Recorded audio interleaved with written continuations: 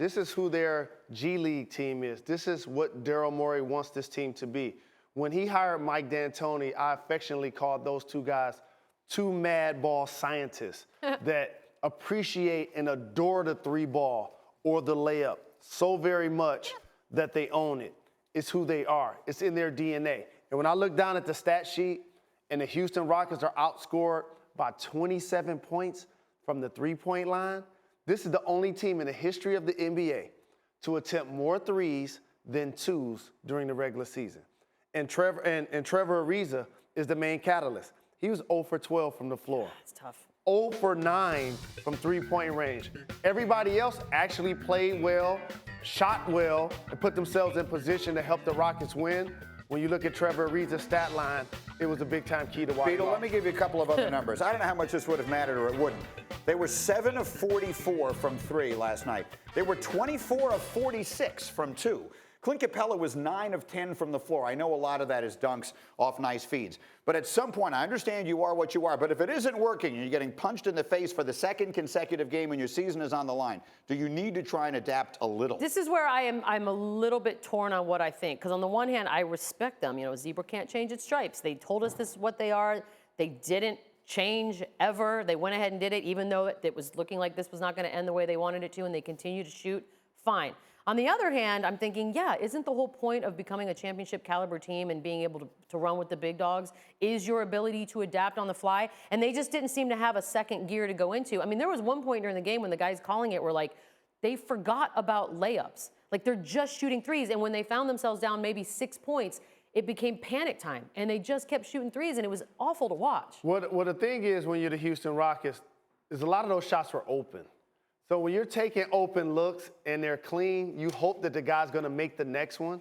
You don't anticipate that they're going to miss so many consecutive threes from the middle of the second quarter to the middle of the fourth quarter. And in that period is when the third quarter Warriors take over, and they really just steamrolled at that The Rockets only had 5 players score in this game last night, and one of them, Gerald Green, only scored 3 points. Now let's talk about their superstar. That's James Harden, who's going to be the MVP of the league this year. And we talked so much about his previous postseason struggles.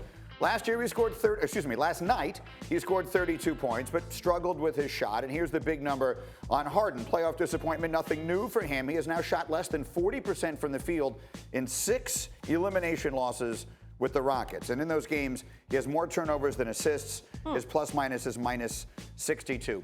So we went into this talking about the legacy of James Harden. We knew this series was going to have a significant impact on his legacy one way or the other. What was it? I think that it's still solidified based on Chris Paul's injury. And here's what has happened.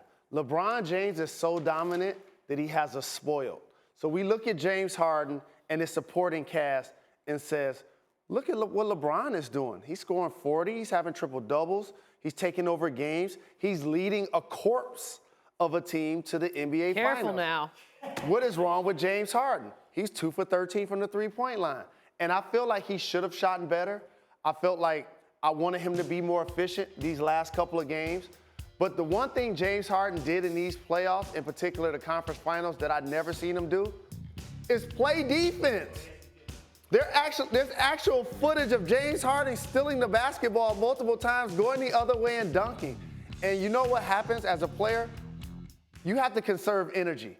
And so when you're out there performing, there are only 2 guys that I've seen be the best player on offense and defense. That's Hakeem and MJ. Wait, when you say solidified, so that means everything in the past is the past, and now we are where with James Harden as far as postseason reputation goes? He's going to get a pass this year. I want to ask you. You're the person whose job it is to tell this story. I almost for the feel network. like, you know, maybe it's slightly better than what it was, but I don't think that enough was necessarily done to just kill what was the otherwise postseason reputation, and of course that being, you know, Game 6 last year. I think there were great moments, there were high moments, and then I think there were moments that were just meh. And for me, it's meh, I think, is the word I'm going to go with when it's all said and done. Yeah. Because they couldn't get it done, not that it has anything to do with them necessarily, but that was the outcome. What I would say is he isn't the reason that they lost this series.